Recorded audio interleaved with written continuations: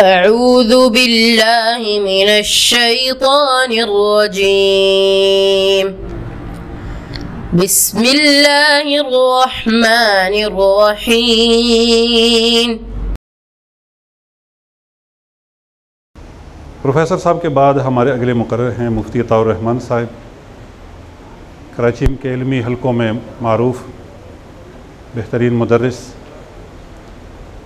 جب بھی ہم نے تربیتی حوالے سے انہیں دعوت دی تو وہ لازماً ہی اپنے کام چھوڑ کر تشریف لائے ہمارے پاس. ہم ان کے مشکور ہیں. میں ان کی خدمت میں گزارش کروں گا کہ وہ تشریف لائیں اور اپنے موضوع سید مودودی کے اجتہادات پر اظہار خیال فرمائیں. مفتی عطاء الرحمن صاحب، سید مودودی کے اجتہادات. الحمدللہ رب العالمین وخیر العاقبۃ للمتقین، الصلاۃ والسلام علی رسولہ الامین وعلی آلہ وصحبہ اجمعین، صلاۃ وسلاما لا غایۃ لہما ولا نہایا. اما بعد فاعوذ باللہ من الشیطان الرجیم، بسم اللہ الرحمن الرحیم. وَإِذَا جَاءَهُمْ أَمْرٌ مِّنَ الْأَمْنِ أَوِ الْخَوْفِ أَذَاعُوا بِهِ وَلَوْ رُدُّوهُ إِلَى الرَّسُولِ وَإِلَى أُولِي الْأَمْرِ مِنْهُمْ لَعَلِمَهُ الَّذِينَ يَسْتَنبِطُونَ مِنْهُمْ وَلَوْلَا فَضْلُ اللَّهِ عَلَيْكُمْ وَرَحْمَةٌ لَاتَّبَعْتُمُ الشَّيْطَانَ إِلَّا قَلِيلٌ. صدق اللہ العلی العظیم.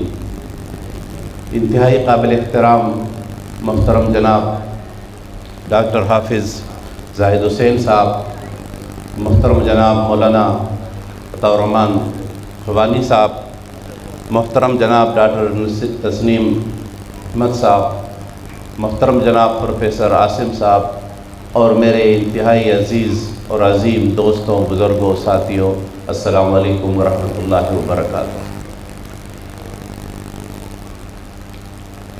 میرے لیے انتہائی خوشی، مسرت اور انبساط کا موقع ہے کہ میں آپ سے ایک ایسے موضوع، ایک ایسے عنوان پر گفتگو کرنے چلا ہوں جس پر میرے خیال میں عصر حاضر میں یا لمحہ موجود تک بہت کم گفتگو کی جاتی ہے. یعنی ہمارا موضوع سید ابوالعلا مودودی رحمہ اللہ کے اجتہادات. کہاں وہ وقت، وہ لمحات تھے جب اپنے اور غیر سب مل کر اس شخصیت پہ حملہ آور تھی، جس کی علمی نکات سے زیادہ، جس کی بصیرت و فقاہت سے زیادہ ان کے ذات کو، ان کے گھر کو، ان کے بچے اور اولاد کو زیادہ ٹارگٹ کیا گیا، زیادہ اختلاف کیا گیا، زیادہ مخالفت کی گئی فکر و فلسفے کے مقابلے میں. لیکن اس کے باوجود یہ بھی حقیقت ہے کہ پاکستان کے اس مخصوص تناظر سے ہٹ کر دیکھیے تو دنیا میں مسلمانوں کی جس شخصیت کو اس صدی میں سب سے زیادہ پڑھا گیا، سمجھا گیا، مخالفت کی گئی اور آج تک جاری ہے، تو وہ شخصیت بھی اس صدی کے سید ابوالعلا مودودی رحمۃ اللہ علیہ ہے. ہم اپنی گفتگو 3 حصوں پہ رکھیں گے. سب سے پہلا حصہ ہے مولانا مودودی رحمہ اللہ کی زندگی کی مختصر سا جائزہ یا مختصر سا تذکرہ. دوسرا حصہ ہوگا اجتہاد کیا ہے، اس پہ مختصر سی بات، اور پھر مولانا سید ابوالعلا مودودی رحمۃ اللہ علیہ کے 7 اجتہادات پہ ہم آج بات کریں گے اگر وقت نے اجازت دی. میں کوشش کروں گا کہ تفصیلات میں جائے بغیر آپ کو کم از کم اس عنوان سے روشناس کرا سکوں، اس امید، اس تمنا، اس تڑپ کے ساتھ کہ آپ مزید مطالعہ، مزید غور و فکر اور اس نہج پر اپنی کاوشیں ان عنوانات سے اور مزید عنوانات سے کر سکیں گے۔ ہم جب یہ تذکرہ کرتے ہیں تو سوال یہ پیدا ہوتا ہے کہ کیوں ہم مولانا کو پڑھیں، سمجھیں، اپنائیں۔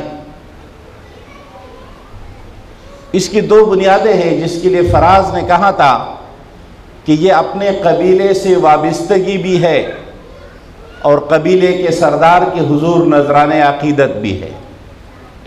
ہمیں شعور کی وادیوں میں موجود ہزار قسم کی گمراہیوں کی طرف جانے اور بھٹکنے سے بچانے والی شخصیت چونکہ مولانا مودودی رحمۃ اللہ علیہ ہے، اس لیے ہم اس ذمہ داری اور اس فریضے کو ادا کرتے رہیں گے کہ جو شعور اور فہم ہمیں منتقل ہوا وہ ہم آنے والی نسلوں تک منتقل کر سکیں۔ سب سے پہلے تذکرہ کرتے ہیں مولانا سید ابو العلا مودودی رحمۃ اللہ علیہ کے مختصر زندگی کا۔ ہم موجود ہے جس دور کا ذکر ہے نوآبادیاتی دور ہے، کالونیز ایج ہے، ایک ایسے کالونیز دور میں کہ جس میں ہمارے آقاؤں کا سورج غروب نہیں ہوتا تھا، اور نہ صرف ہم جسمانی لحاظ سے 100 سال کمپنی بہادر کے ایسٹ انڈیا کمپنی کے اور اس کے بعد 100 سال غلام رہے براہ راست تاج برطانیہ کے۔ اس دور کا ہندوستان جو ایک مسلمان امپائرز کے طور پہ موجود تھا اور انگریزوں نے چھینا اور جب جانے لگے تو ہندوؤں کے حوالے کر گئے، اس دور میں اس صدی میں جب مسلمان انحطاط ذہنی بھی اور فکری بھی اور جسمانی بھی موجود تھا تو تب ایک شخصیت اٹھتی ہے۔ بظاہر تو ہم کہتے ہیں کہ 1903 میں پیدا ہوئے اور 1979 میں وفات پائے، لیکن یہ جو زندگی ہے اور ہر شخص کی زندگی ہمیشہ ہی مختصر محسوس ہوتی ہے، لیکن جو بڑے کام کرتے ہیں ان سے چونکہ امیدیں اتنی وابستہ ہوتی ہیں کہ ان کی زندگی ہمیشہ بہت کم محسوس ہوتی ہے۔ نسبت کے لحاظ سے خواجہ مودود چشتی خاندان جو ہرات میں اس وقت بھی جن کی خانقاہ موجود ہے، وہاں سے بلوچستان کے راستے اسی خانقاہ کا ایک اور تسلسل ہے۔ آج کوئٹہ کے بائی پاس کے پاس ایک خانقاہ ہے، اسی راستے سے یہ خاندان سفر کرتے ہوئے ہندوستان پہنچا، اور مولانا مودودی کے پیدائش وقت اورنگ آباد، دکن، مہاراشٹر کے اس وقت کے صوبے، جو دکنی تہذیب یا اردو کی دکنی لہجے اور اردو کا دکنی اسلوب، یہ ہمیں مولانا مودودی رحمہ اللہ کی تحریرات میں ملتا ہے، یہ اسی اورنگ آباد کے کمالات ہیں۔ تعلیمی لحاظ سے بڑی عجیب سی صورتحال ہے۔ عام طور پہ یہ محسوس ہوتا ہے کہ شاید مولانا مودودی رحمۃ اللہ علیہ اپنے وقت کے سب سے جدید ترین، اعلیٰ ترین کسی یونیورسٹی، کسی کالج کے طالب علم رہے ہو، اور اس کالونی ایج میں ہم جانتے ہیں ہندوستان سے برطانیہ جا کر آکسفورڈ وغیرہ وغیرہ میں پڑھنا کتنا کمال سمجھا جاتا تھا، اب بھی سمجھا جاتا ہے۔ ہمارے او لیول میں کتنے اعزاز سے ہم داخلے لیتے ہیں، کتنے لاکھوں کا فیس سالانہ ادا کرتے ہیں، مجموعی لحاظ سے اربوں روپے پاکستان سے جاتے ہیں صرف او لیول کی فیسز کی مد میں، اور یہ فخر آپ کو ہر جگہ جھلکتا اور ڈھلکتا ملے گا۔ علامہ عنایت اللہ مشرقی کے کیمبرج میں زیادہ نمبر اور زیادہ تیزی سے کلاس ورک کورس مکمل کرنے کی صلاحیت کے ہم سب معترف ہیں، اور عجیب صورتحال یہ ہوئی کہ جس شخص نے ایک دن بھی انگریز کے قائم کیے ہوئے کسی ادارے میں نہیں گزارا، جب لوگ علی گڑھ کو فخر کا اور قابل فخر وابستگی سمجھتے تھے، جب وہاں پڑھانے والے بھی اپنے آپ کو قابل فخر سمجھتے تھے، اس پہلو سے مولانا مودودی رحمہ اللہ ممیز و ممتاز ہے اپنے عصر کے بہت سارے لوگوں سے یا قریب قریب کے لوگوں سے۔ اگر ہم بانی دیوبند مولانا قاسم نانوتوی رحمۃ اللہ علیہ کی بات کریں تو وہ بھی دیوبند سے پہلے ایک سرکاری مدرسے میں پڑھاتے تھے۔ ہم اس میں شبلی نعمانی اور حمید الدین، علامہ حمید الدین فراہی جسے واقعی امام کہنا چاہیے، امام حمید الدین فراہی علوم قرآنی کے بہت بڑے ماہر، وہ بھی اس پیرائے میں مولانا کے قریب نہیں ہے، یعنی اس میدان میں۔ لیکن اس کے بالکل بالعکس بات یہ کہ ان پہ سب سے زیادہ جو پروپگنڈا اور الزام ہے وہ یہ کہ یہ دینی تعلیم نہیں پڑھی ہوئی ہے۔ یعنی جس شخص نے انگریزی تعلیم کبھی کسی انگریزی ادارے میں نہیں حاصل کی اور سب تعلیم مدرسہ اور علماء سے حاصل کی، اس پہ الزام یہ ہے۔ اور اس سے بڑھ کر غیر علمی رویہ ہمارے بر صغیر کا یہ رہا کہ جس کے اسناد 80 کے فوراً بعد، شاید 81 یا 80 میں پرنٹڈ ہو گئے، انہیں کتابوں میں پرنٹ ہو گئے، اس پہ آج 2021 میں بھی یہ لوگ کہتے ہیں کہ جی ان کی تو کوئی دینی سند نہیں ہے۔ انہیں کم از کم 40 سال ہو گئے پرنٹ ہونے کے کتابی شکل میں۔ یہ ہے دنیا میں کسی شخص کے بارے میں وہ غیر علمی رویہ۔ تو مولانا مودودی رحمۃ اللہ علیہ کے علوم دینیہ کی جو ابتدائی ہے اس کے اسناد بھی موجود ہے۔ مولانا مودودی رحمہ اللہ نے دورہ حدیث انہیں بخاری اور صحاح ستہ یا اصول ستہ کی تعلیم جن سے حاصل کی وہ اسناد بھی موجود ہے۔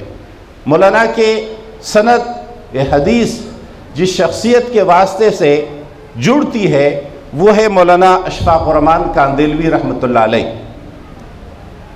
اس وقت ہمارے ہاں جو موطا امام مالک پرنٹڈ ہے اس پہ حاشیہ جس شخصیت کا ہے وہ مولانا اشفاق الرحمن صاحب ہے،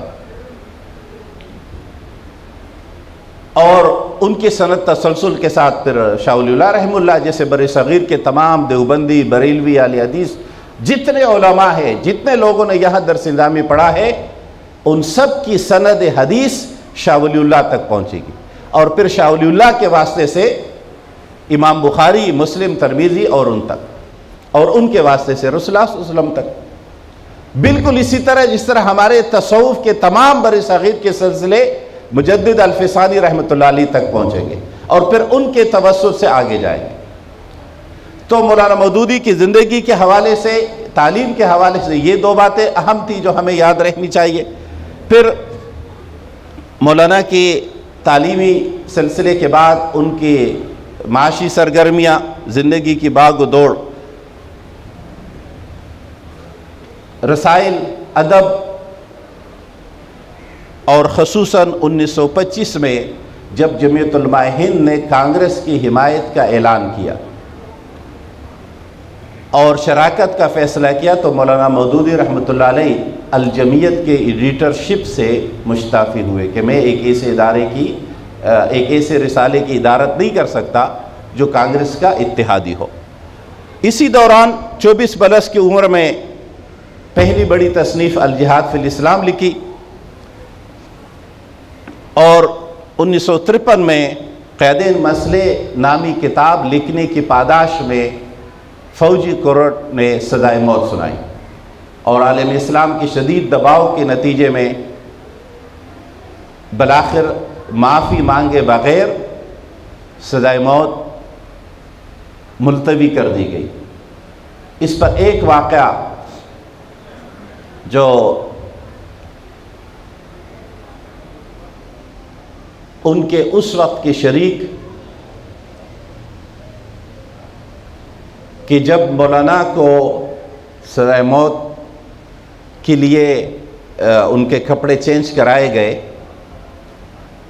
اور ان کا جوڑا واپس آیا ان کے بارک سے، یعنی جہاں سزائے موت کے قیدی تھے، تو دوسرے والے بارک میں جماعت کے باقی 2-3 لیڈر موجود تھے. تو مولانا امین حسن اصلاحی رحمہ اللہ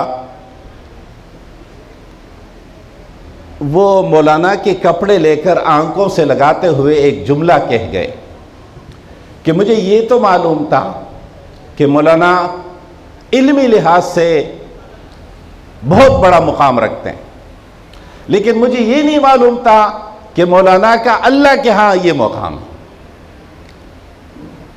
اور باقی اس واقعے کی تفصیلات ہمارے ہاں موجود ہے. یہ ابتدائی باتیں میں نے صرف آپ کو مختصر سے تعارف کے لیے. دوسرا حصہ ہے مولانا مودودی کے اجتہادات سے پہلے اجتہاد کے بارے میں 2 باتیں. میں نے جس آیت کریمہ کی تلاوت کی اس میں اللہ تبارک و تعالیٰ نے فرمایا لَعَلِمَهُ الَّذِينَ يَسْتَنبِطُونَ مِنْهُمْ کہ اگر کوئی معاملہ آپ کا آتا تو آپ واپس لوٹا دیتے، ان سے معلوم کرتے. کن سے معلوم کرتے؟ نمبر 1 اللہ اور اس کے رسول اور ان لوگوں سے جو استنباط کی صلاحیت رکھتے. استنباط کسے کہتے ہیں؟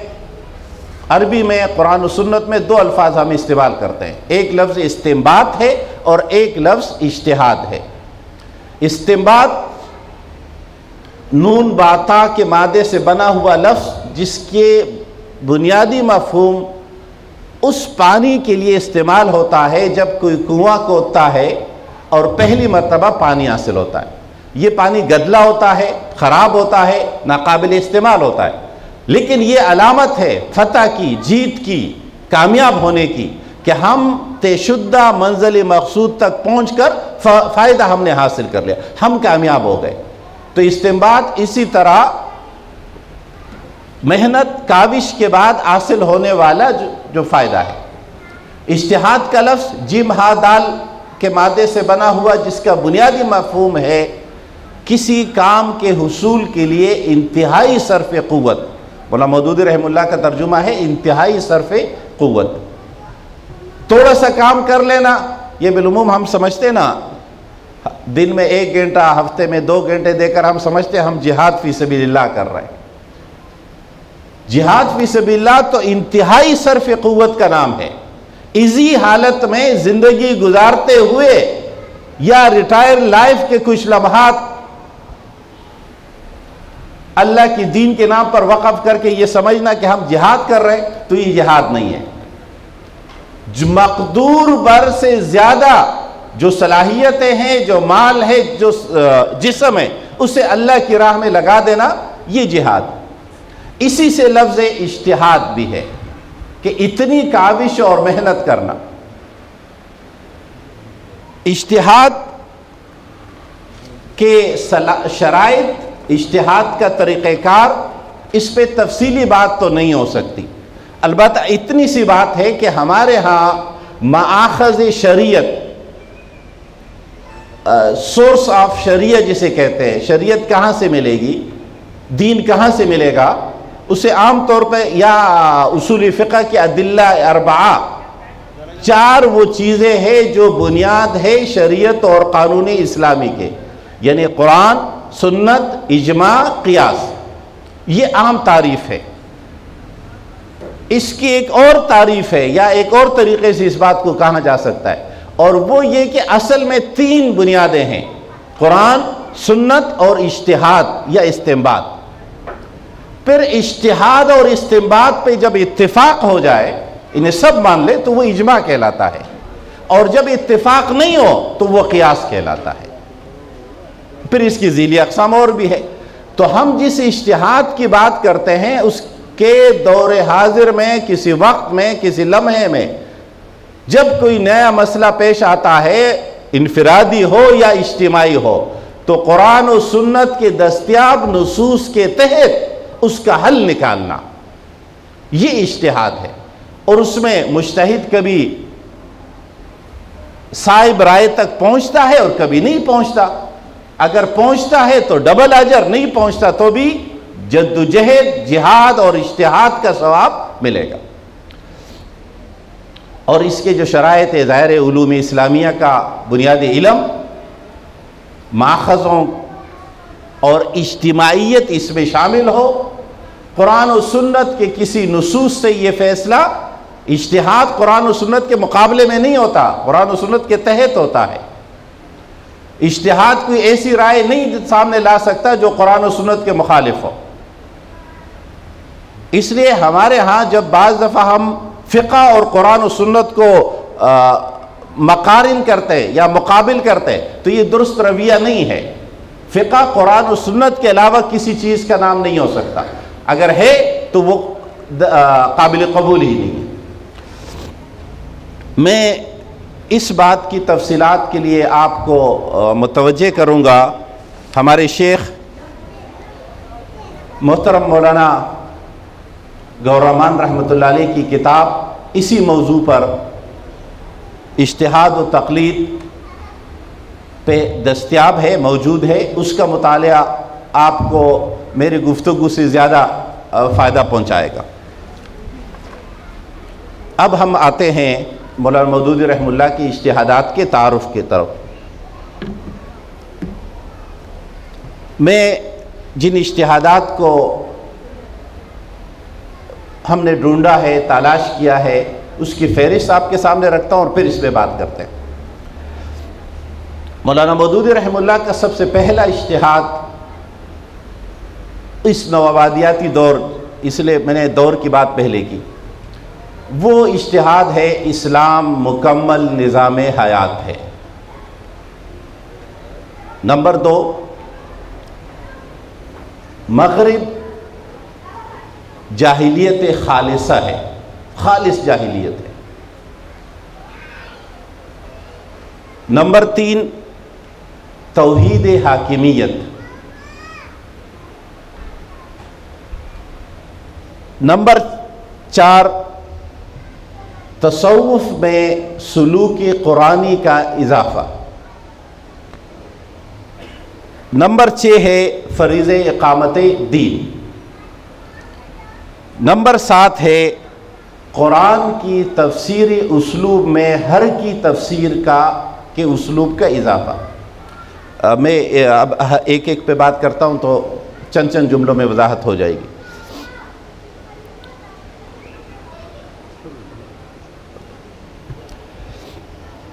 سب سے پہلا اجتہاد اسلام مکمل نظام حیات ہے. آج جب ہم یہ جملہ کہتے ہیں تو آپ کو بھی حیرت ہو رہی ہوگی کہ یہ تو عام سی بات ہے، یہ تو ہر کوئی کہتا ہے. یہ تو اس وقت کے ہر دینی ادارے، ہر دینی اجتماعیت، ہر دینی جماعت میں یہ بات ہوتی ہے. اور آج اگر کسی سے کہیں تو شاید کوئی انکار نہیں کر رہا ہوگا. لیکن یہ کامیابی ہے سید ابوالعلا مودودی کی کہ اس وقت جب وہ یہ بات کہہ رہے تھے تو اجنبیت تھی.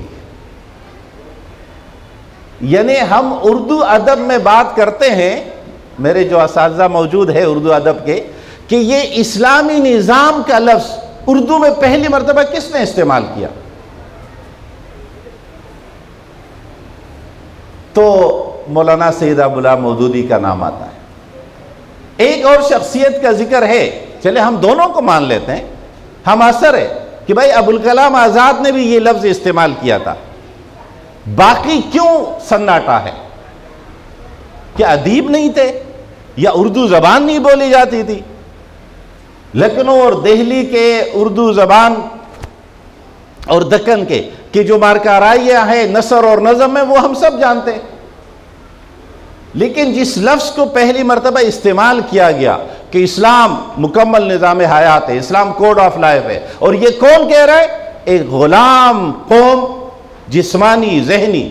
اور مولانا مودودی کے الفاظ میں جو انہوں نے سر سید احمد خان کے لیے استعمال کیے تھے کہ مرعوب و مغلوب ذہنیت کس پہ طاری تھی؟ سر سید جو اپنے وقت کا سب سے بڑا علم کا استعارہ سمجھا جاتا ہے، اس کے لیے مولانا کے الفاظ ہے کہ دوسروں سے مرعوب و مغلوب ذہنیت. اور اب اگر ہم میں سے کوئی سر سید سے متاثر ہے تو وہ تو گویا شوربے کا شوربہ ہوا مغلوبیت میں. اس وقت ایک شخص کہہ رہا ہے کہ اسلام مکمل نظام حیات ہے، جب اس کے پاس ریاست نہیں ہے، عملاً نہیں ہے، اس کے پاس کیا، کسی کے پاس نہیں ہے، جس کے نظام طہارت تک، نظام صلاۃ تک سوال نشان بنایا گیا تھا.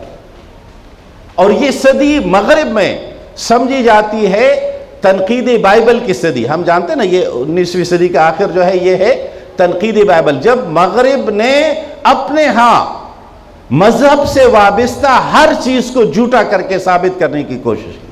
یہاں تک کہ ابراہیم کو ایک افسانہ بنا دیا گیا کہ ابراہیم تو افسانہ ہے، کوئی کردار نہیں ہے. بائبل کے ایک ایک بات کو افسانہ بنا دیا.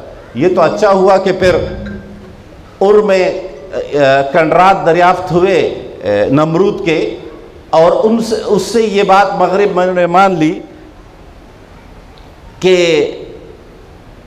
ابراہیم افسانہ نہیں، عملی شخصیت ہے. تو اس دور میں ایک شخص کہہ رہے کہ نہ صرف اسلام بلکہ مکمل اسلام اور اسلامی ریاست اور اسلام ہی بقا کی بنیاد ہے. اور اس پہ اضافہ کر لیجئے اسلام حنفیت، دیوبندیت یا الیدیسیہ یا کوئی بھی اور نام لے لے، اشاعرہ یا ماتریدیہ، ان میں سے کسی کا نام نہیں لیا. یعنی اسلام بحیثیت ادارہ. الجہاد، ایک الجہاد فی الاسلام بڑی کتاب، ایک چھوٹا سا کتاب چاہے جہاد فی سبیل اللہ. مولانا لکھتے اسلام ایک عالمگیر پارٹی ہے. انی رسول اللہ الیکم جمیعا. اسلام عالمگیر اور تمام مسلمان. تو جب یہ اجتماعیت کی طرف جائیں گے، یہ ہے اجتماعی، مسلمان بھی سب مل کر یہ بات کہے سمجھے تو تب اس کے نتائج ملیں گے. ہم ہمیشہ جز سے کل کا فائدہ چاہتے ہیں. ہم چاہتے ہیں نماز پڑھ رہے فائدہ نہیں ہو رہا ہے، بھائی میں زکوٰۃ تو دے رہا ہوں فائدہ نہیں ہو رہا ہے، مدارس سے اتنے سارے طلبہ فارغ ہو رہے، وفات نکل رہے، فائدہ معاشرے میں نہیں ہو رہا ہے، اسلامی اجتماعیتوں میں اضافہ ہو رہا ہے. یہ سب اجزاء ہے اسلام کے، اور یہ جز ہمیشہ جز کا فائدہ دے گا، کل کا فائدہ دے گا. معاشرہ کل ہے، معاشرہ بدلے گا مکمل اسلام سے. تو یہ پہلا اجتہاد ہے. اور اگر یہ بات کہی جائے کہ بھائی یہ بات تو قرآن و سنت میں موجود ہے، جیسے امام طبری رحمہ اللہ کا ایک قول ہے کہ نسب امام، یعنی امام کا وجود، اسلامی اجتماعیت میں لیڈر ہوگا کوئی نہ، مسلمانوں کے ایک اجتماعی لیڈر، یہ واجب ہے. اور ان کی اصطلاح واجب کا مطلب فرض ہے. تو اجتہاد کے لیے، اس لیے میں نے کہا اجتہاد کا مطلب یہ نہیں ہوتا کہ آپ ایک نئی بات کوئی اٹھا دیں جو قرآن و سنت میں موجود نہیں ہو، بلکہ قرآن و سنت کی نصوص میں موجود دور حاضر میں جب بات نہیں ہو، کوئی سمجھ نہیں رہا ہو یا اس مسئلے کا حل نہیں ہو، تو دور غلامی میں مولانا مودودی رحمہ اللہ نے امت کو یہ تصور دیا. اور مولانا کو سب سے زیادہ جو ٹارگٹ آج بھی کیا جاتا ہے وہ مولانا کے اس تصور کی بنیاد پر ہے. ہم مغرب کے ان NGOs کو آج بھی جانتے ہیں جو موریسی کے خلاف اجتہاد کی فنڈنگ اس لیے کرتے ہیں کہ یہ پولیٹیکل اسلام کے علمبردار ہے. یہ سیاست میں، معیشت میں، ہر معاملے میں اسلام کے علمبردار ہے، اور یہ سب سے بڑا کریٹیکل مسئلہ ہے. دوسرا اجتہاد وہ ہے جاہلیت کے بارے میں کہ وقت کا سب سے بڑا جاہلیت کیا ہے، یا اس کو یوں کہہ لے سب سے بڑا طاغوت کیا ہے، سب سے بڑا استعمار کون ہے. اس پہ مولانا مودودی رحمہ اللہ نے چھوٹے چھوٹے ایک دو اسلام اور جدید جاہلیت اس طرح کے کتابچے بھی، تقاریر بھی، اور تجدید و احیاء دین میں ایک بنیادی تقسیم ذکر کی ہے. اور اس بنیادی تقسیم میں جاہلیت کی 3 قسمیں ہیں: جاہلیت خالصہ، جاہلیت مشرکانہ اور جاہلیت راہبانہ. یہ تصورات دنیا میں موجود تھے. اس کے مقابلے میں مولانا نے اسلام کی بات کی ہے. اور جب ہم اسلام کی بات کرتے ہیں تو یہ بحیثیت نظام کی ہے. انہیں اسلام کو نظاموں کے مقابلے میں نظاماتی کشمکش میں ایک مقام اور مقابل کی کیفیت دلانا، یہ مولانا مودودی کا کارنامہ ہے. ورنہ جو اقبال کہے گئے ملا کو جو ہے ہند میں سجدے کی اجازت، نادار یہ سمجھتا ہے کہ اسلام ہے. تو ہم تو نماز روزے پر کسی سکھ شاہی کے دور میں کیا لاہور میں نمازیں نہیں ہو رہی تھی؟ یعنی صرف شاہی مسجد بند کی گئی تھی نا، استبل بنایا گیا تو صرف بادشاہی مسجد کو، باقی تو لاہور اور سب جگہ عبادتیں تو شروع تھی، مدارس بھی قائم تھے. تو جاہلیت خالصہ، اور میرے جس بھائی نے میرے سامنے موجود آپ نے جو جملہ لکھا ہے کہ مرشد مودودی کا عظیم کارنامہ یہ ہے کہ اپنے دور کے غالب جاہلی تعقل کے بغیر کسی معذرت خانہ رویے کے علم استدلال، یہ ہے مغرب، یہ جسے ہم جاہلی تعقل کہتے ہیں، عقلیت جاہلانہ، اس کے لیے سید قطب رحمہ اللہ نے شر کا لفظ استعمال کیا ہے. اور میرے جو جن احباب کو منطق یا گریک میتالوجی کی اصطلاحات ہے، شے مطلق اور مطلق شے، جب ہم کسی چیز کی عمومیت کے ساتھ نفی کرتے ہیں تو تعمیم جس میں ہوتی ہے تو وہ ہے مطلق شے، اور شے مطلق جز کا نام ہے یا خاص کا نام ہے، ایک عام ہے اور ایک خاص ہے. جب ہم کہتے ہیں کہ یہ جاہلیت خالصہ ہے تو اس کا مطلب ہے یہ مکمل جاہلیت ہے، ذرے سے بھی بڑا. اگر آپ ایٹم کی تقسیم کے قائل ہیں تو ایٹم کو اگر کروڑوں میں اربوں میں تقسیم کر لے تو تب بھی اتنا خیر بھی مغرب میں نہیں ہے. یہ ہے اصل بات. یہ جو ہمارے کچھ لوگ متاثر ہو جاتے ہیں جی مغرب بہت اچھا ہے، بطخ اپنے بچوں کے ساتھ لائن میں گزر رہی ہے سڑک سے اور ٹریفک رکا ہوا ہے، سگنل پہ کوئی شخص چوراہے پر کوئی شخص سگنل نہیں توڑتا. اور یہ جملہ میں اور آپ نے کتنی مرتبہ اپنے سمجھدار ترین لوگوں سے سنا کہ بس ایک کلمہ پڑھنے کی دیر ہے، باقی تو یہ سب اسلام ہے. یہ کتنا کفریہ جملہ ہے کہ ہم یہ کہیں کہ یہ نظام باقی پورا تو اسلامی ہے، پورا اسلام ہے، بس ایک کلمے کا فرق ہے. یہ رویہ ہمارا کیوں بنا کہ ہم مولانا کی اس بات کو سمجھا نہیں سکے کہ مغرب جاہلیت خالصہ ہے، خالص جاہلیت ہے، 100% جاہلیت ہے. چاہے ان کا نظام تمدن ہو، نظام معاشرت و معیشت ہو، اور چاہے ان کی میڈیکل اور ٹیکنالوجی ہو. ہم لوگ پریشان ہیں جی، موبائل آیا بڑی سہولت ہو گئی، تو ہر ایجاد کرنے والے اپنے لیے کرتے ہیں. اور ایک اور فلسفہ ہے، دنیا میں تمام ایجادات فوج کے لیے ہوتے ہیں. نیٹ بھی تو فوج کے لیے بنا ہے، ان کی کمیونیکیشن کے لیے. یہ تو بعد میں عوام پہ ترس کھا کے عوام کے لیے سہولت عام کر دی گئی. تو جو قومیں جو چیز ایجاد کرتی ہیں وہ اپنے معاشرے کے لیے ایجاد کرتی ہیں. آپ جزوی فائدہ اٹھا سکتے ہیں، ہم سب اٹھا رہے ہیں، لیکن نتائج ان کے لیے زیادہ نقصان دہ ہوں گے جن کے لیے وہ ایجاد نہیں ہوئی. تو مغرب کے تہذیب اور کلچر، نشست و برخاست سے لے کر ان سب کو آئیڈیل کرنے والے گویا مغرب کو جاہلیت نہیں سمجھتے. تو مولانا مودودی رحمہ اللہ کا دوسرا اجتہاد، دوسرا کارنامہ، علمیت کے ساتھ، یہ نہیں کہ صرف نعرے ہیں، فکر و شعور و تحریر کا سرمایہ اس کے پشت پر موجود ہے. میرے خیال میں اب ہم بات مختصر کریں گے. تیسرا اجتہاد مولانا مودودی رحمہ اللہ کا ہے توحید حاکمیت. ہم توحید کے پیرائے میں، ہمارے عقائد کے بحث میں 3 طرح کے تصورات ملتے ہیں. انہیں 3 بنیادیں ہیں: توحید ذات، توحید صفات اور توحید افعال. اس تصور کے ساتھ توحید پہ ہم سب نے بات کی ہے، لیکن اقبال نے ایک اور پہلے سے کہا تھا کہ زندہ قوت تھی جہاں میں یہی توحید کبھی، آج کیا ہے فقط ایک مسئلہ علم کلام۔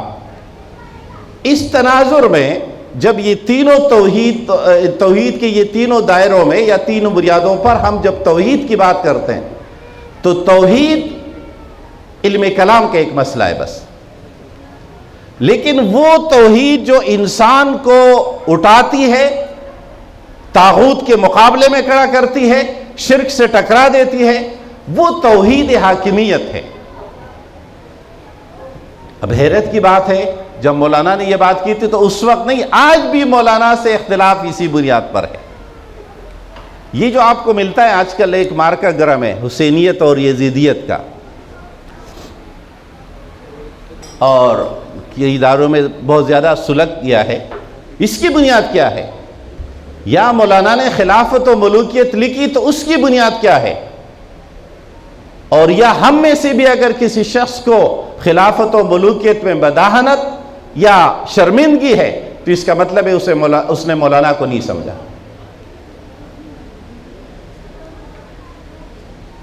ہمارے ہاں تین دور ہے، تین طرح کے، یہ بات آگے بھی کام آئے گی اس لیے یہاں کہہ دو۔ پہلا دور ہے خلافت راشدہ۔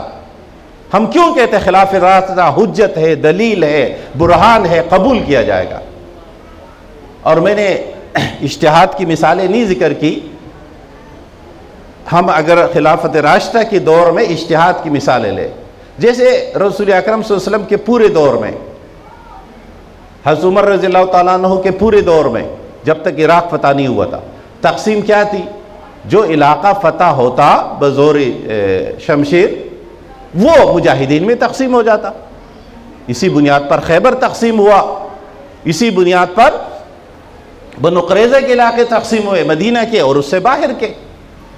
حضرت عمر رضی اللہ تعالیٰ عنہ نے کہا عراق کی یہ لاکھوں مربع میل کی زمین مجاہدین میں تقسیم نہیں ہوگی۔ یہ آپ کا اجتہاد ہے، اور ظاہر کتنا محسوس ہوا ہوگا کہ جب ایک ایک مجاہد کو یہ توقع تھی کہ لاکھوں میں اگر میرے حصے میں کم از کم 100 کلومیٹر ایریا تو آئے گا، اور یہ 100 کلومیٹر کا ایک مجاہد اگر مالک ہو جائے تو نتیجہ کیا ہوتا؟ جن لوگوں نے صلیبی جنگوں سے واپسی پر نائٹس کا کردار یورپ میں، صلیبی جنگ کے جو مجاہدین ہمارے تھے وہ واپس آ کر تو ہمارے اپنے خاندانوں میں مل گئے، جو یورپ کے نائٹ کہلاتے تھے، وہ جب یورپ واپس گئے تو انہوں نے کیا کیا؟ انہوں نے وہاں وہی کچھ کیا جو ہم کراچی والے گزشتہ سالوں بھگت چکے ہیں، کہ ہر علاقے کے نائٹس نے اپنی ایک اجارہ داری بنا، جاگیر، طاقت، اجرتی قاتل وغیرہ وغیرہ، اس طرح کے ایک جرائم پیشہ گروپ بن گئے۔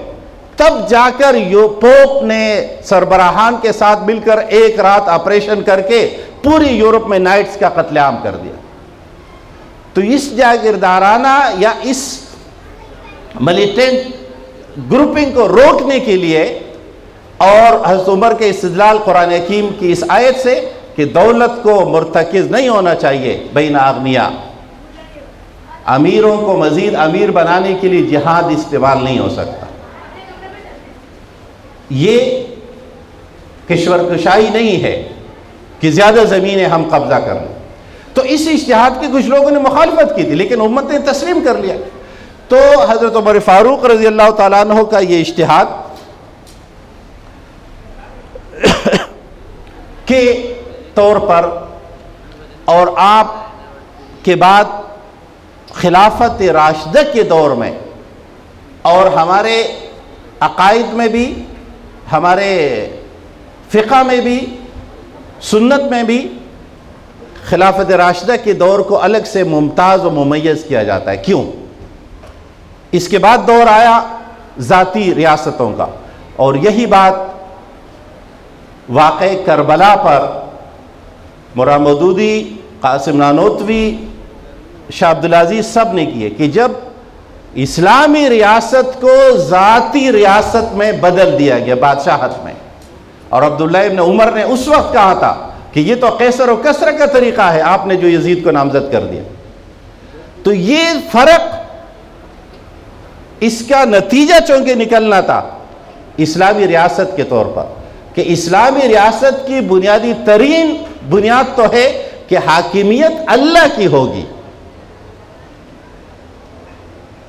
سپریم اتھارٹی یہ اللہ رب العالمین کی ہوگی، حکمران اللہ کے بندوں کے درمیان سے اللہ کے بندوں پر اللہ کا نظام نافذ کرنے کے لیے کوشاں ہوں گے۔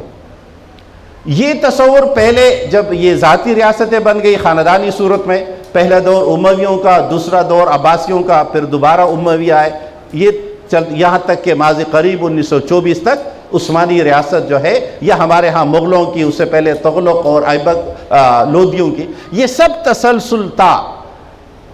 ان سب ادوار میں جب مولانا مودودی رحمہ اللہ نے فرمایا کہ اسلام صرف اس کا نام نہیں ہے کہ آپ اپنے انفرادی زندگی کو اسلام کی اجتماعیت میں صرف مسجد تک محدود کر لیں، کہ ہماری اسلامی اجتماعیت ہے کہ مسجد کے سطح پر ہم یا مسجد تک یا نماز کا اتنا فائدہ کہ ہم محلے میں ایک اجتماعیت قائم ہو جائے، اور اس کے مقابلے میں کہ حاکمیت الہی کے تحت تمام مسلمانوں کی ایک عالمگیر اجتماعیت، یہ مطلوب ہے۔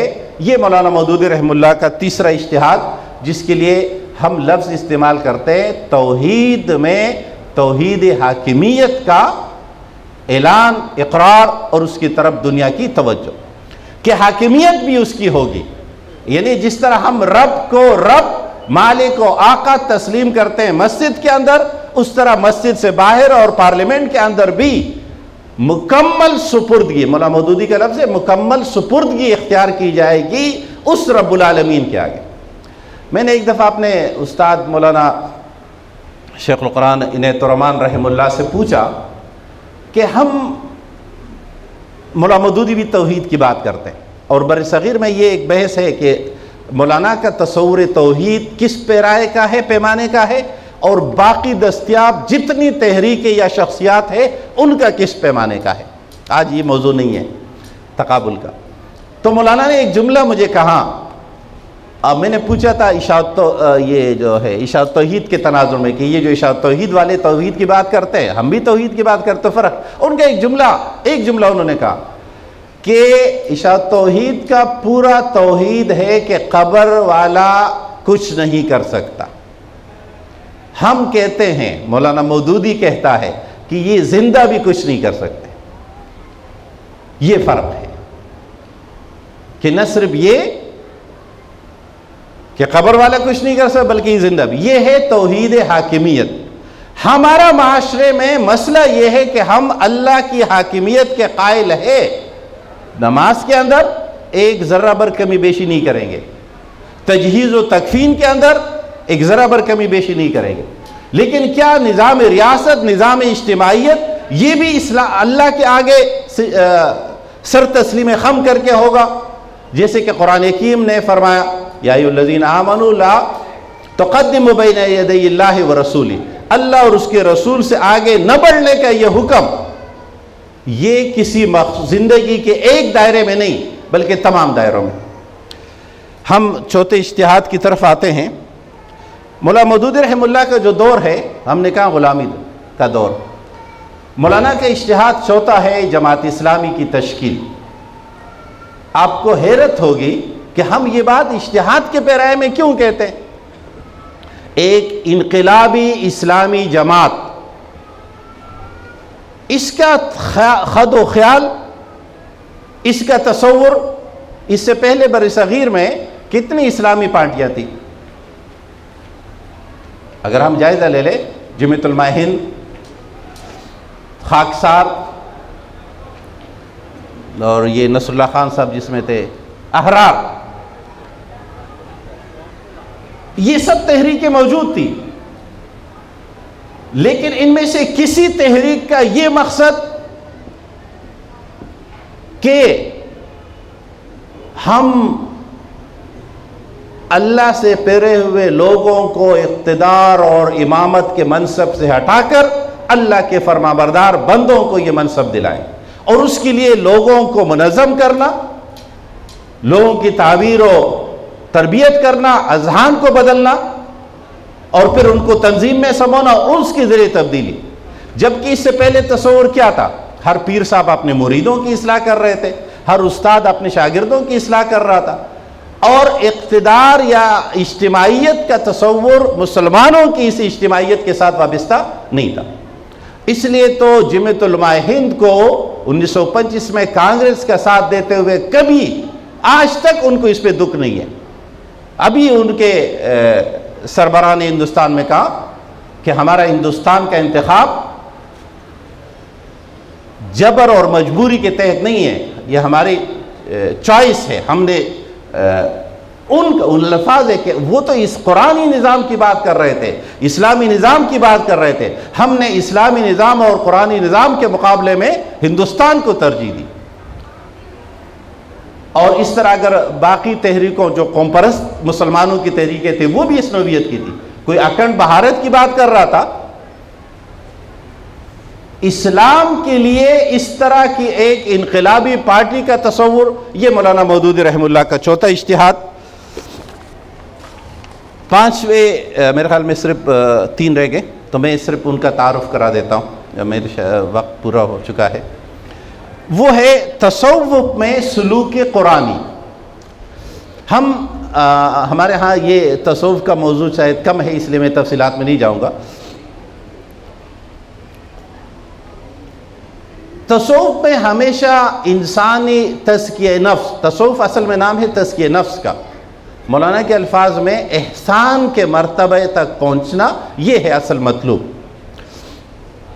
اسلام، ایمان اور احسان 3 سوالات ہوئے تھے، اس پہ رسول اللہ صلی اللہ علیہ وسلم نے جو جوابات دیے وہ ہے تحریک اسلامی کی اخلاقی بنیادیں. یہ احسان کا مرتبہ، یہ تصوف ہے، اس کا حاصل کر. اور احسان کیا ہے؟ وَاعْبُدْ رَبَّكَ كَأَنَّكَ تَرَاهُ، اللہ کی عبادت، انہیں پوری زندگی اس طرح گزارنا گویا اللہ کو دیکھ رہا ہوں. رسول اللہ صلی اللہ علیہ وسلم نے فرمایا اگر ایسا نہیں کر سکتے تو یہ سوچ لو کہ اللہ تمہیں دیکھ رہا ہے. یہ مقام حاصل کرنا. اس میں ہمیشہ ہمارے ہاں طریقہ رائے تصوف میں آج بھی کہ چند آیات، دعاؤں کا ذکر اور یا اسماء حسنہ کا لاکھوں اور کروڑوں کی تعداد میں ذکر، روزے، چلے اور ریاضت بدنی، کم کھانا، اس طرح کے تمام طریقے موجود تھے. آج بھی ہے. تصوف کے کسی بھی سلسلے میں چلے جائیے آپ کو تربیت کا یہی نظام ملے گا. تلاوت، صوم، پابندیاں، جلالی اور جمالی پرہیز سے پابندی، یہ سب. لیکن مولانا مودودی رحمہ اللہ نے فرمایا صحابہ کی تربیت اس طرح نہیں ہوئی تھی رضوان اللہ علیہم اجمعین.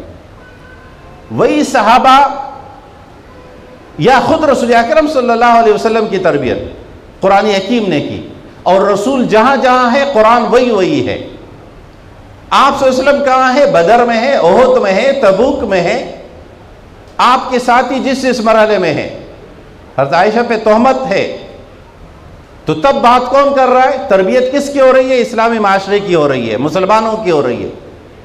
تو تفسیر کے اندر قرآنی سلوک کہ قرآن جن مراحل سے گزرا ہے، رسول اکرم صلی اللہ علیہ وسلم جن مراحل سے گزرے ہیں، صحابہ جن مراحل سے گزرے تھے، آج کے کسی مسلمان کو ان مراحل سے گزرے بغیر اسلام ممکن نہیں ہے. کہ میرے اوپر کبھی بدر نہ آئے اور میں پھر بھی جنت کا حقدار ہوں، میں کبھی احد سے نہ گزروں مراحل سے، اور خوبصورت اچھے کمروں میں بیٹھ کر یہ سمجھنا کہ جنت ہماری جاگیر ہے. پانچواں اجتہاد، چھٹا اجتہاد، وہ ہے فریض اقامت دین کا تصور. اس پہ تھوڑی سی بات تو اسلامی نظام کے تحت پہلے ہوئی ہے. فریض اقامت دین کا یہ تصور مولانا کا وہ یونیک تصور اور تخیل اور اجتہاد ہے کہ آج بھی اس پہ سب سے زیادہ لکھا جا رہا ہے، حمایت میں بھی اور مخالفت میں بھی. آج بھی لوگوں کو سب سے زیادہ پریشانی اس بات سے ہے، اور بڑے دانشورانہ انداز میں یہ بات کہی جاتی ہے کہ اسلام تو مسلمانوں کی اصلاح کا ایک نظام ہے، اس کا ریاست سے کوئی تعلق نہیں ہے. اور اب جب مغربی مدنیت نے اس بات کو اور زیادہ کہ ریاست کا مذہب نہیں ہے، تو اس بات کو اور زیادہ تقویت ہمارے ہاں مغرب کی مروب و مغلوب ذہنیت سے ملنا شروع ہو گئی کہ جی اقامت تو جب مسلمان کہیں بھی ہو اور دین پر عمل کرے تو یہ اقامت ہے۔ حالانکہ قرآن حکیم نے سورہ شورى اور متعدد مقامات پر ان اقیم الدین کا لفظ استعمال کیا ہے، اور وہاں بات جمع کی ہو رہی ہے۔ اور اقامت کے بارے میں ہم جانتے ہیں کسی شے کو اس طرح سیدھا قائم کرنا کہ ایک تو اس میں کوئی جول نہ رہے، کوئی کٹ نہ رہے، کوئی کمی نہ رہے، یہ اس کی بری، اور اس میں انہیں کوئی خم و پیش نہیں ہو، نشیب و فراز نہیں ہو، سیدھا ہو اور اپنے اجزاء کے لحاظ سے پورا ہو۔ یہ اقامت کا لفظ چاہے صلاۃ کے لیے اگر قرآن نے استعمال کیا ہے تو ہم نماز میں کیا سمجھتے ہیں؟ یہ تو نہیں ہو سکتا جیسے علامہ شکیب ارسلان نے لکھا ہے کہ میں نے یہ مقبوضہ اس روسی علاقوں میں ایک جگہ نماز پڑھی تو امام صاحب نے پاؤں جائے نماز کے باہر رکھا تھا۔ میں نے پوچھا کیوں؟ کہا یہ اس پاؤں پہ تھوڑی سی گندگی لگی تھی اس لیے میں نے اس کو نماز سے باہر رکھ دیا۔ تو جیسے ہم اب اس پہ ہم ہنس رہے، بیوقوفانہ بات لگتی ہے، لیکن جب ہم کہتے ہیں کہ نظام ریاست کا فیصلہ تو چند دانشور کریں گے یا خانگی زندگی خاندانی زندگی کے فیصلے تو فلاں فلاں کریں گے ماہرین جو بتائیں گے، اور قرآن و سنت سے صرف نظر کرتے ہیں، تو اس کا مطلب ہے کہ دین کی اقامت زندگی کے ہر شعبے میں بالاتر دین ہوگا۔ اور اس پہ مزید تفصیلات کے لیے ہمارے ذخیرہ کتب میں اصلاحی صاحب کی کتاب ہے فریض اقامت دین، اس کا مطالعہ آپ کو اس کی باقی تفصیلات سے آگاہی دے گا۔ آخری 7واں اجتہاد اب آج کے موضوع کے مطابق وہ ہے تفسیر میں۔ ہم تفسیر میں علوم تفسیر میں 2 طرح کی تفسیریں ہمارے پاس موجود ہے، ذخیرہ تفسیر 2 طرح کا ہے۔ ایک وہ ہے جسے ہم معصور تفسیر کہتے ہیں، یعنی آیت کے تحت اقوال صحابہ اور سیرت نبی صلی اللہ علیہ وسلم، پھر اس میں کچھ فقیہانہ اجتہاد کی باتیں، یہ ایک معروف تفسیر کا طریقہ ہے ہمارا۔ دوسرا طریقہ ہے تفسیر اشعری۔ اشعری عین نہیں ہے اس میں، اس کا مطلب ہے کوئی بھی شخص، خصوصاً ہمارے تصوف کے دائروں میں یہ بہت ہے کہ کوئی ایسا تخیل اور تصور جو قرآن کے، اب تفسیر اشعری کا ایک حصہ وہ ہے جسے امت نے ریجیکٹ کیا ہے، اور وہ کون سا حصہ ہے؟ جب وہ قرآن و سنت کے متفقہ اور مسلمہ تصورات سے ٹکراتا ہو تو وہ ریجیکٹ ہوگا۔ جیسے جب ہم اسلامی قیادت کی بات کرتے ہیں تو ہم قرآن حکیم کی آیت کو لیتے، افلا ينظرون الى الابل کیف خلقت وإلى السماء، یہ جو قرآن حکیم نے 4-5 چیزوں کا ذکر کیا ہے، ہم اس سے ایک مفہوم آخذ کرتے ہیں۔ یہ مفہوم ہمارے ہاں یہ شاہ عبدالعزیز رحمہ اللہ نے پہلے کہا کہ اس لیے کہ اس کے آخر میں رسول اللہ صلی اللہ علیہ وسلم کو مخاطب کرتے ہوئے فرمایا فذکر انما انت مذکر، تو اس کا مطلب یہ ہے کہ قرآن کہہ رہا ہے کہ قیادت کے لیے یہ صفات چاہیے، اونٹ کی خوبی اس میں ہونی چاہیے، پہاڑ کی خوبی اس میں ہونی چاہیے، آسمان کی رفعت اس میں ہونی چاہیے، جسی لیے اقبال کہتا ہے نا تو ہو زمین پر تیری صدا ہو آسمانوں میں، اسلامی قائد کی یہ کیفیات ہو۔ تو یہ تفسیر اشعری ہے۔ اب کوئی شخص یہ نہیں کہہ سکتا کہ رسول اللہ صلی اللہ علیہ وسلم نے ایسا کہا، لیکن چونکہ یہ بات قرآن حکیم سے کی کسی حصے سے ٹکراتی نہیں ہے بلکہ مفہوم کے مطابق ہے۔ یہ 2 تفاسیر کا طریقہ معروف ہے۔ مولانا مودودی رحمہ اللہ اور مولانا کے بعد امین حسن اصلاحی رحمہ اللہ نے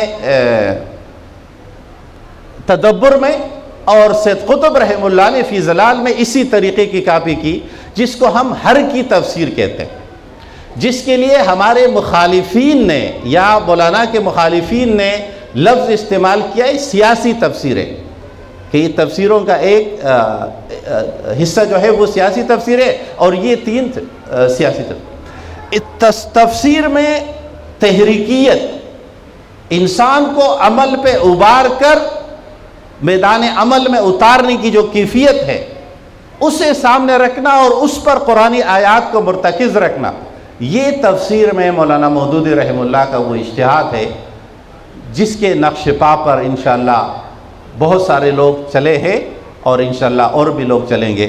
میں یہیں پر اپنی گفتگو جس میں کہیں پر اختصار اور کہیں پر ہم تھوڑی تفصیل کر سکیں، لیکن مجھے اس بات کا احساس ہے کہ یہ موضوع چونکہ پہلی مرتبہ آپ سن رہے ہیں، اس لیے اس میں بہت ساری بات ایسی ہوگی جس پہ ہمیں مزید بات بھی کرنی چاہیے اور ایک دوسرے کو سمجھانا بھی چاہیے۔ اقول قولی ھذا استغفر اللہ لی ولکم ولسائر المسلمین۔